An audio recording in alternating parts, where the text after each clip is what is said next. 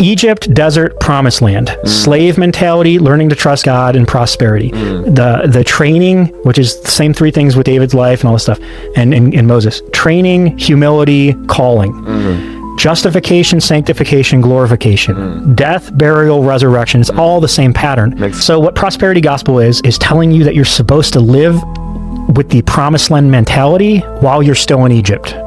That's really it. And there's no desert, and God doesn't want you to suffer. That's a lie. You have to suffer. You have to learn to suffer well, and then you have to learn to prosper well. And so the whole Joel Osteen thing, everyone's like, well, you make a lot of money online. It's like, yeah, I posted publicly. I literally clicked the button on my Patreon that shows the dollar amount that I make because I want it to be transparent. I make a lot of money online, and people, there's criticism that comes with that. I'm like, hey, where were you when I was living in my van? You know what I mean? Where were you when I was in the desert? And when I was in the desert, I was yelling at Promised Land people, telling them they're wrong.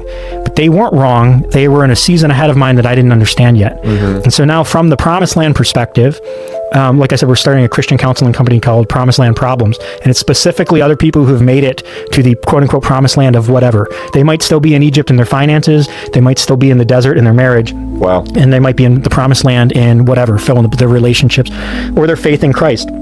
Super spirit filled, and they're like in the promised land with their faith, but they're still slaves to Egypt, and they're in the 40-hour week slavery of their job, and they haven't learned to trust God with their money yet, something like that. And then the ones who have trusted God with their money, but they're still in the desert, and they're like, I trusted God with my money and it didn't work. Didn't work? How far are you through the desert? What do you mean? It's like there's a chasm.